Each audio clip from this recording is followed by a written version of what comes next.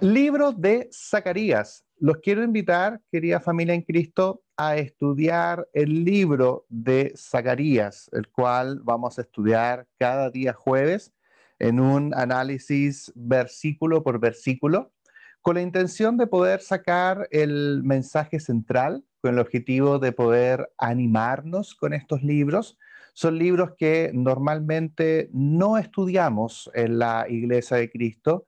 eh, y yo creo que puede que al tener esta mala costumbre nos hemos perdido de grandes versículos y grandes cosas que aparece en este libro. La meta del día de hoy, de esta primera clase, son dos. La primera meta es poder tener una introducción al libro y la segunda meta es estudiar el capítulo uno. Muy bien, esa es nuestra meta y espero que la vayamos cumpliendo cada día jueves.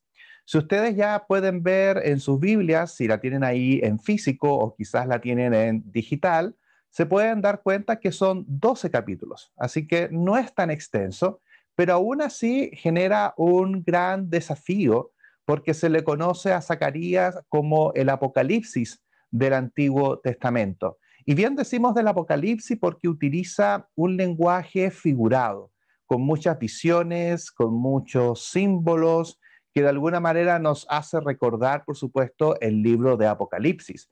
Y es muy cierto que es bueno estudiar primero a los profetas antes de estudiar el libro de Apocalipsis, porque el simbolismo o las palabras o la manera en cómo se presentan las visiones son exactamente igual, son muy parecidas y por supuesto nos recuerdan a aquello. Bueno, de hecho la palabra apocalipsis viene del griego que significa descubrimiento o significa revelación. Por lo tanto, aquí el Señor tiene cosas que revelarle a su pueblo. En un momento muy importante de su historia, el libro de Zacarías se sitúa dentro de la historia de Israel en el libro de Esdras o en parte de lo que sucede en Nehemías. Estamos hablando del regreso de Judá que se encontró durante 70 años en el cautiverio en Babilonia. Recordemos que el reino del norte primeramente fue deportado por Asiria y años después fue deportado el reino del sur, el reino de Judá, por Nabucodonosor. Son cosas que leemos, ¿verdad?, en los libros de Segunda de Reyes o también en Segunda de Crónicas. Y ahí en ese tiempo, cuando comienza la deportación, aparecen profetas como Isaías, como Ezequiel, como Daniel, que estaba en la corte del rey, y por supuesto como Jeremías y con el libro de Lamentaciones, en donde el libro de Lamentaciones, como bien dice su nombre, se lamenta por la desolación que tiene Jerusalén durante estos 70 años del cautiverio. Pero estos 70 años ya han pasado, han llegado nuevos reyes, Babilonia ha caído, por lo tanto ahora viene un nuevo edicto, viene un nuevo gobernante que por supuesto va a ayudar al pueblo a que puedan salir de Babilonia después de estos 70 años y tengan la posibilidad de volver a Jerusalén. Y el problema es que no todos querían volver a Jerusalén. Al parecer se habían acomodado muy bien en el exilio, estaban muy tranquilos en la nueva vida que ellos tenían. En el exilio también se habían generado las conocidas sinagogas. Si usted ve en el Nuevo Testamento, cuando el Señor entra a la sinagoga o los apóstoles predicaban en la sinagoga nace específicamente en el exilio, porque el pueblo, como no podía ir a adorar a Jerusalén por encontrarse en cautiverio, ellos generaron las sinagogas como un punto de encuentro religioso. Pero ellos cuando vuelven a habitar Jerusalén, la sinagoga la mantuvieron como un elemento más bien social, político y como una escuela de educación para los judíos, que a contar de los 12 años ellos tenían que ir a la sinagoga para aprender la ley. De hecho, a los 12 años los judíos se convierten en hijos de la ley. Por lo tanto, para este tiempo donde aparece Zacarías, aparece justamente cuando el pueblo tenía que retornar y no todos estaban retornando. Y el plan de Dios, el Señor tenía un plan muy importante para su pueblo, que era poder trabajar con su remanente, que era poder tomar este remanente y desde este remanente poder crear de que nazca una nueva simiente que es por supuesto el plan de Dios que tenemos hoy en día con nosotros. ¿Cuál es el contexto histórico donde sucede el libro de Zacarías? Algunos comentarios al respecto. Los libros de Zacarías y Ageo, que son dos profetas contemporáneos, tienen el mismo trasfondo histórico. De hecho, podríamos decir que Zacarías y Ageo son amigos, hasta se conocen, están en la misma época, son ambos profetas de Dios. Ambos profetas tenían como misión principal motivar a los exiliados que regresaron a qué cosa? A completar la reconstrucción del templo. Esa era la meta. El templo tenía que construirse nuevamente. El Señor les prometía de que ya no iban a haber adversarios, que el momento del castigo ya había pasado. Por lo tanto, tenían que animarse a construir el templo, o a reconstruirlo en este caso, que fue el templo que Nabucodonosor dejó completamente en ruinas en el momento del cautiverio. De hecho, recordemos que Jerusalén estuvo sitiada por varios años hasta que el templo terminó siendo completamente saqueado y destruido. Lo bueno de esta historia, y que sucede, no es tan antigua en términos de la línea de tiempo, es que los historiadores de forma muy certera pueden decir cuándo ocurrieron estos eventos. Como pueden ustedes visualizar ahí en pantalla, pueden ver las fechas. Han escuchado ustedes, me imagino, lo que se le conoce como los 500 años de silencio, ¿no? Que son esos años entre el último libro del Antiguo Testamento y Mateo en el Nuevo Testamento. Esto está muy cerca de ese periodo. Por lo tanto, vamos también a leer en esta sesión de estudios, vamos a estar leyendo las últimas profecías o las últimas palabras que el Señor Jehová quiere dejar a su pueblo antes de que venga el Salvador. En el año 538 a.C., los judíos habían regresado del cautiverio. Muy bien, ya comenzaron a regresar a Jerusalén. Y en el 536 habían puesto los cimientos del templo, había empezado la construcción del templo. Luego habían detenido la construcción debido a la oposición del pueblo de la tierra.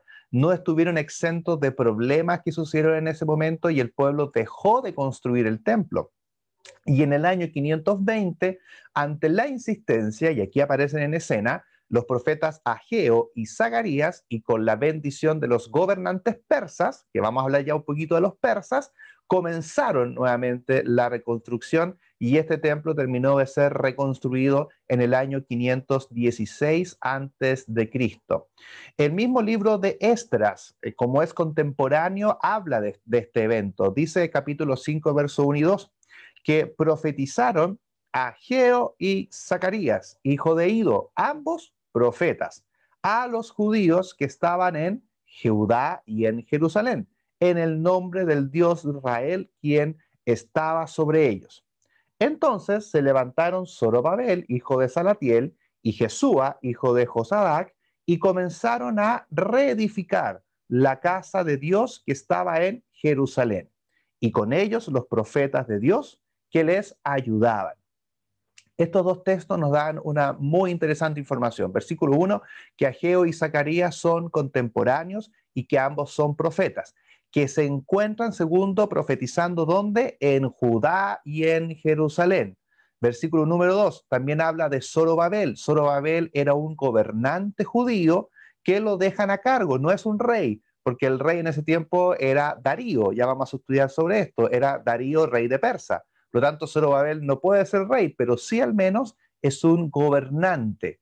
Y Jesúa, hijo de Josadac, es el sumo sacerdote.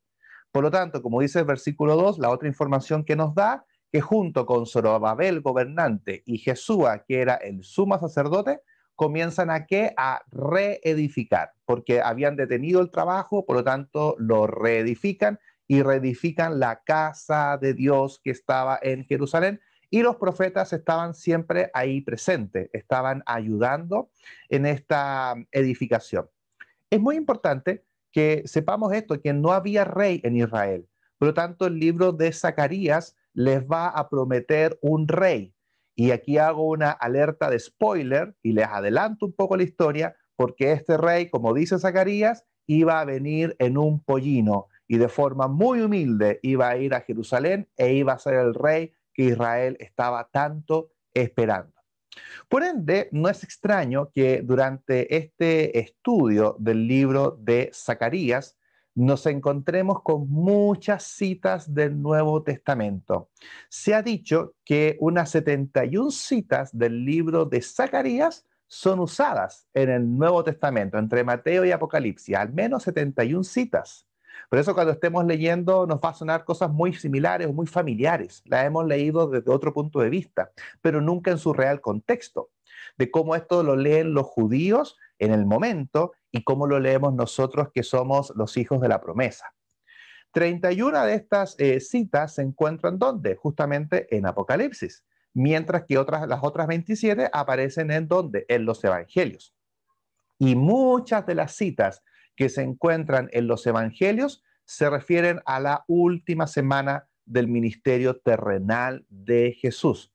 Yo creo que ya con estos antecedentes dan ganas de estudiar Zacarías. Dan ganas de estudiarlo porque uno dice, bueno, veamos entonces la cita original, veamos dónde esto está escrito.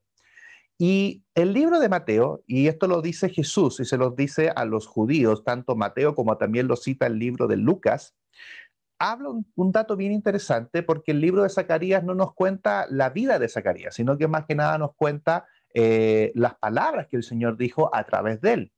Pero ya sabemos algo de Zacarías, ¿no? Ya sabemos dónde profetizó, qué labor hizo, y lamentablemente no tuvo un buen final, y Jesús mismo lo dice. Dice el versículo en Mateo 23:35, para que venga sobre vosotros toda la sangre justa que se ha derramado sobre la tierra, desde la sangre de Abel el justo hasta la sangre de Zacarías, hijo de Berequías, a quien matasteis entre el templo y el altar. Aquí hay un evento que siempre ha sido muy misterioso, nunca se ha aclarado bien qué es lo que sucedió, pero era algo conocido de la época, que había sucedido hace cerca de unos 500 años atrás, y Jesús se lo saca en cara a los mismos judíos, producto de que ellos mataban a todos sus profetas. Y al último profeta que mataron fue Zacarías, y lo mataron entre el templo y el altar. ¿Qué fue lo que sucedió?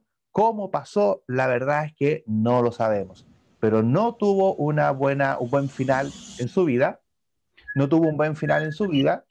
Hay un ruido por ahí, si me pueden ayudar a mutear el micrófono. Como les decía, no tuvo un buen final en su vida, pero sin duda sabemos que él se encuentra en gloria en Dios, con Dios, por haber muerto producto de sus propias palabras, producto de lo que él estaba en ese entonces profetizando.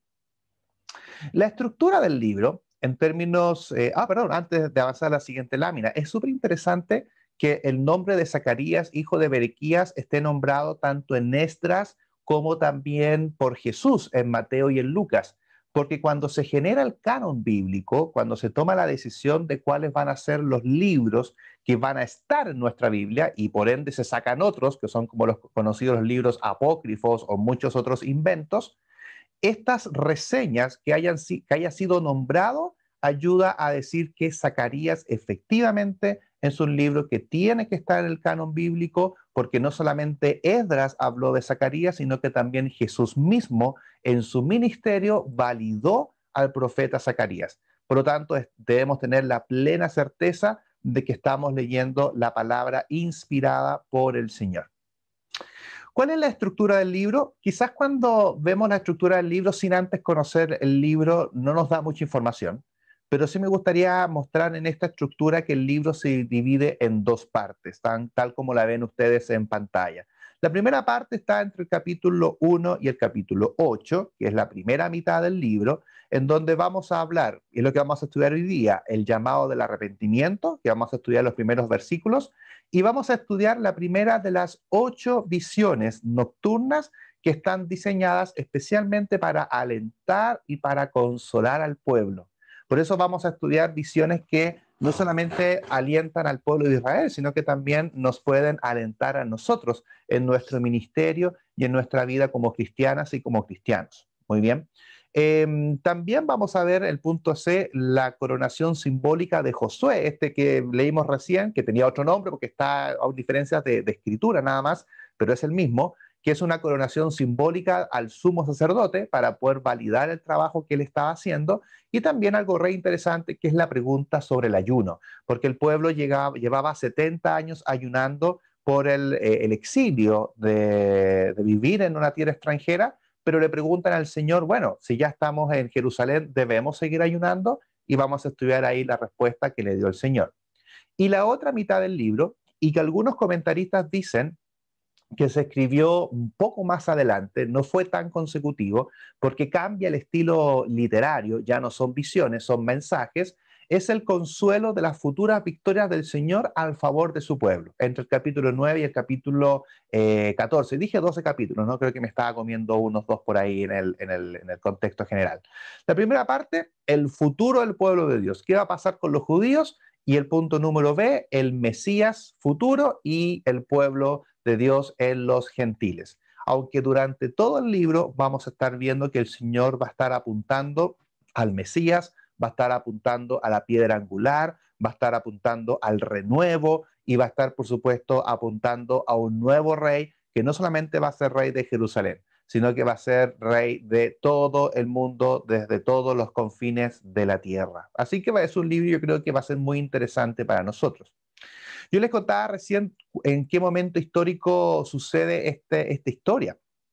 Esta historia sucede en medio del imperio medo-persa. Quizás ustedes lo han escuchado por ahí, o cuando estudiamos en el colegio, o quizás algún estudio bíblico, se ha hablado mucho del imperio medo-persa.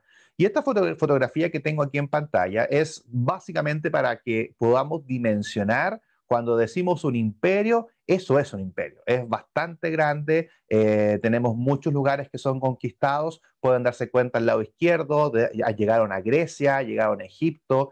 Grecia es cuando comenzaron a tener muchos problemas porque Grecia les hizo la batalla bastante fuerte con Alejandro Magno, entonces ellos tuvieron la pérdida de su imperio fue básicamente porque llegan a Grecia y eso al encontrarse con Alejandro Magno las cosas cambiaron para los medo-persas. Pero tuvieron muchos años de apogeo y por supuesto Babilonia o Nabucodonosor, el imperio babilonio, termina cayendo frente al imperio medo-persa.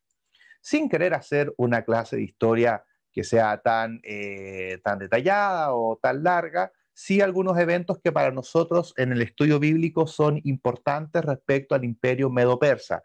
Nosotros conocemos a Ciro, a ese sí lo conocemos porque lo hemos leído en el libro de Nehemías, y es Ciro el segundo que es coronado como rey de los persas. Y cuando, tras sublevarse los persas, también conquistan entre el año 49 y el 46, conquistan Media. Por eso se le llama los medo-persas, porque primero eran persas, después conquistan Media y se quedaron llamados como los medo-persas. Ciro conquista todo lo que es Asia Menor y un punto importante, en el 539 los persas conquistan Babilonia y es ahí donde están viviendo los judíos. Por eso los judíos tienen estos edictos del rey de Persa, de Ciro en este caso, en Nehemías, pero en Esdras, de Darío, tienen estos edictos porque viene un nuevo rey, un nuevo gobierno que conquista Babilonia y toma una nueva decisión respecto a qué hacer con este pueblo que estaba ya 70 años con ellos viviendo en la esclavitud. Entonces, los persas fueron mucho más favorables y no los persas, ¿no? Sabemos que fue la mano de Jehová que estaba en medio. Los persas llegan hasta Egipto, lo cual es algo súper interesante porque al llegar a Egipto los persas toman mucha sabiduría de Egipto. Los egipcios tenían un método de vida, de cultura, de leyes muy avanzado, por lo tanto los persas toman mucho de esa información de los egipcios. Y en el año 522, dato importante para nosotros, Darío I es proclamado rey. Darío I fue un rey que tomó el pueblo de los medo-persas, el pueblo digo yo muy chico, el imperio de los medo-persas, los toma en el mejor momento y es el Darío donde sucede la historia del profeta Zacarías. Así que por eso es importante Darío para nosotros, porque Zacarías justamente está ahí involucrado. Distintas campañas en el 516 que realiza Darío, empieza el declive del reino en el año 490, cuando empiezan a llegar a Grecia y los griegos comienzan a invadir a los persas. Por lo tanto, los griegos empiezan a hacer más la batalla y en el 486 muere Darío, se sublevan en el delta del Nilo y entre estas revueltas de naciones muere Darío y su hijo Jerjes es quien asume el trono. Y muchos comentaristas dicen que cuando asume Jerjes comienza la caída del imperio medo-persa en manos de los griegos, en manos de Alejandro Magno. Muy bien. Como ya estamos hablando, ¿quién es el Darío? Porque vamos a leer de Darío en el libro de Zacarías. Por eso es importante tener esta introducción. ¿Quién es el rey Darío del libro de Zacarías? Es Darío I, que fue el tercer rey de esta dinastía de los persas, que reinó entre el año 421 y 486 a.C. Como les contaba, heredó el imperio en el mejor momento, donde lo tenían todo, territorios como los de los iranos, Elam, Mesopotamia, por eso que los babilonios terminan cayendo frente a los medos persas, Siria, Egipto, el norte de la India y las colonias griegas del Asia Menor. ¿Cuáles son sus logros? Aquí hay cosas bien interesantes. ¿Cuáles son sus logros? Él realiza una reforma administrativa y financiera del Estado, muy avanzado para su época, dividió el territorio conquistado en satrapías, distintas administraciones, implantó un sistema monetario unificado, unificó la moneda del imperio, organizó los códigos legales tradicionales de Egipto, por lo que se le llama el último legislador de Egipto. Como les contaba, al llegar a Egipto toman estas leyes y las implantan dentro de su nación. Y algo bien interesante para nosotros es que hizo del arameo el idioma administrativo de las regiones occidentales del imperio. Quizás usted alguna vez ha escuchado de que en el Nuevo Testamento ellos hablaban arameo, ¿cierto? Y siempre a mí me han hecho la pregunta, bueno, ¿y por qué hablan arameo si ellos son judíos y deberían estar hablando hebreo, ¿cierto? Sí, hablan hebreo, pero ¿por qué hablan arameo? Porque el arameo fue el idioma que ellos trajeron desde el imperio medo-persa y terminó siendo un idioma común. Pero después llega Alejandro Magno y Alejandro Magno dice, yo quiero que sea el griego. Entonces, bueno, el arameo empieza en retirada y empieza a llegar el griego. Por eso vemos en el Nuevo Testamento de que hay muchas cosas que hablamos que las dicen en arameo, otras las dicen en griego y también algunas las dicen en hebreo, que es su idioma natal de los judíos. Pero es Darío precisamente el que implanta el arameo como el idioma principal para su imperio.